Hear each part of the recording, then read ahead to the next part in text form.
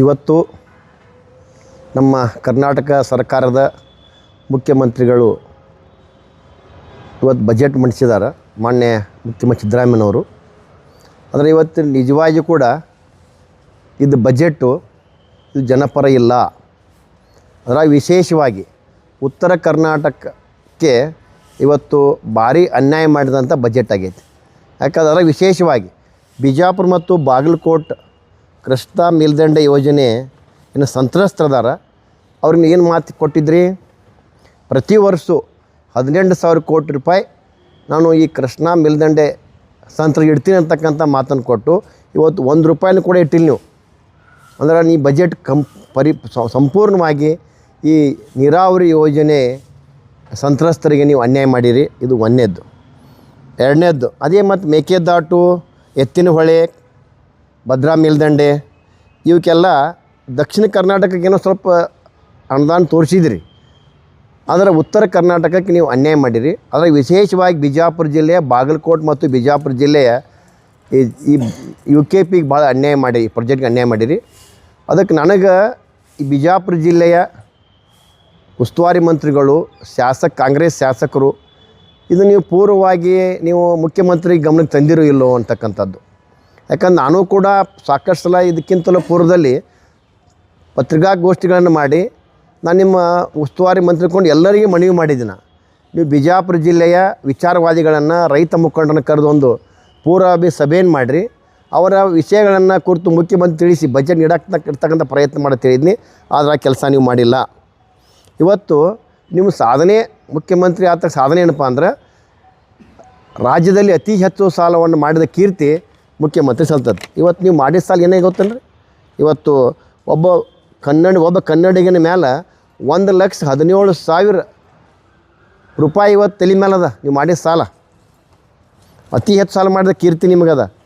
ಅದ್ರಾಗ ವಿಶೇಷವಾಗಿ ಈ ಬಿಜಾಪುರ ಜಿಲ್ಲೆಗೆ, ಯಾಕಂದ್ರೆ ಬಡ ಮಕ್ಕಳು ಕೂಡ ಇವತ್ತು ಶ್ರೀಮಂತರು ಮೆಡಿಕಲ್ ಕಲಿತಾರೆ. ಇವತ್ತು ಬಡ ಮಕ್ಕಳಿಗೆ ಕೂಡ ಅನುಕೂಲ ಆಗಲಿ.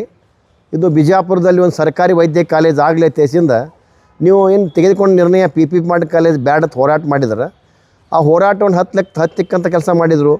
ಅದನ್ನು ಇವತ್ತು ಅಲ್ಲಿ ಹೋರಾಟಗಾರರನ್ನು ಜೈಲಿಗೆ ಕಟ್ಟಿದ್ರಿ. ಇದೆಲ್ಲ ಬಿಜಾಪುರ ಜನತೆಯ ಮನಸ್ಸಿಗೆ ಭಾಳ ನೋವಾಗಿತ್ತು.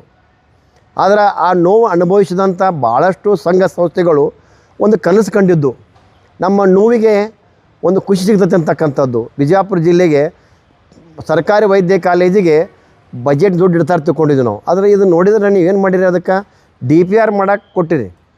ಅಂದರೆ ಇದು ಮೆಡಿಕಲ್ ಕಾಲೇಜ್ ಕೊಟ್ಟ ಇದು ಪರಿಸ್ಥಿತಿ ಇದೆಯಾ? ಸರ್ಕಾರಕ್ಕೆ ನಾವು ಕೇಳಬೇಕಾಕೈತಿ. ಇದೆಲ್ಲ ನೋಡಿದ್ರೆ ನಿಜವಾಗಿ ಕೂಡ ನೋವು ಅನ್ಸಾಕತ್ತೈತಿ. ಇನ್ನೊಂದು, ನಾನು ಬಬಲೇಶ್ ಮತಕ್ಷೇತ್ರದವನು ಆಗಿ ಭಾರತೀಯ ಜನತಾ ಜಿಲ್ಲಾಧ್ಯಕ್ಷನಾಗಿ ನನ್ನ ಮತಕ್ಷೇತ್ರ ಕೂಡ ಬಬಲೇಶ್ ಮತಕ್ಷೇತ್ರ. ಇವತ್ತು ಬಾಬಾನಗರದಲ್ಲಿ 0.6 TMC 620 ಕೋಟಿ ಇದಕ್ಕೇನು ಮಾಡಿರಿ ನೀವು? ಇದು ಕೂಡ ಅದೇ ರೀತಿ. ಇದಕ್ಕೇನು ದುಡ್ಡು ಇಡಬೇಕಲ್ಲ? ಬಜೆಟ್ ಅಂದ್ರೆ ಏನು ದುಡ್ಡು ಇಡೋದು? ಇದು ರಾಜಕೀಯ ಪ್ರಚಾರದ ಭಾಷಣ ಅಲ್ಲ. ಈ ಬಜೆಟ್ ಹೆಂಗಾಗ್ಯದ ಅಂದ್ರೆ ಇದು ರಾಜಕೀಯ ಪ್ರಚಾರ ಭಾಷಣ ಆಗೈತೆ ಹೊರತು ಇದಕ್ಕೆ ಬಜೆಟ್ ಅನ್ನೋಕೆ ನಾ ಸಿದ್ಧನಿಲ್ಲ. ಈ ರೀತಿ ಇದು ಮತ್ತು ತೊರವಿಯಲ್ಲಿ ಕೂಡ ಒಂದು ಕೋಲ್ಡ್ ಸ್ಟೋರೇಜ್ ಅನೌನ್ಸ್ ಮಾಡಿದಿರಿ. ಆಲ್ರೆಡಿ ಒಂದು ಈ ಕೋಲ್ಡ್ ಸ್ಟೋರೇಜ್ ಒಂದು ನಡೆದಿದೆ, ಅದು ಕಂಪ್ಲೀಟ್ ಆಗಿಲ್ಲ. ಇನ್ನು ಅದಕ್ಕಾಗಿ ಅದನ್ನೇ ನೀವು ತೋರಿಸಿದ್ರು. ಅಥವಾ ಇನ್ನೊಂದು ಬಜೆಟ್ ನನಗೆ ಅದನ್ನು ತಿಳ್ಕೊಬೇಕು. ಒಟ್ಟಾರೆ ಈ ಸರ್ಕಾರ ಬಿಜಾಪುರ ಜಿಲ್ಲೆಗೆ ಅನ್ಯಾಯ ಮಾಡಿದೆ ತಿಳಿಯೋಕೆ ನಾನು ಈ ಬಜೆಟ್ ಇದು ಜನಸಾಮಾನ್ಯರ ಖುಷಿ ತರೋದಲ್ಲ. ಇದು ಬಜೆಟ್ ಪರಿಪೂರ್ಣ ಇದು ವಿಫಲ ಆಗೈತಿ.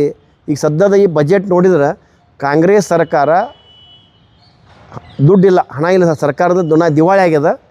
ಇದು ಏನು ಮಾಡೋಕ್ಕೈತೆ ಅಂದ್ರೆ ಅವ್ರು ಅದನ್ನು ನಾನು ಹೇಳಿದಂಗೆ ಈ ಗೊಂಬೆ ಆಟ ಆಡಿಸಿದಂಗೆ ಜನರನ್ನ ಮೂರ್ಖ ಮಾಡ್ಲಿಕ್ಕೆ ಹೊಂಟಿದ್ದಾರೆ. ನಾ ಮುಖ್ಯಮಂತ್ರಿಗೆ, ಸರ್ಕಾರಕ್ಕೆ ನಾನು ಹೇಳ್ತೀನಿ, ಜನ ಈಗ ಜಾಗೃತರಾಗ್ಯಾರ. ನೀವು ಬಜೆಟ್ ಬಿಜಾಪುರ ಜಿಲ್ಲೆ ಅಥವಾ ರಾಜ್ಯ ಜನರಿಗೆ ಪರಿಪೂರ್ಣ ಅರ್ಥ ಆಗ್ಯದ.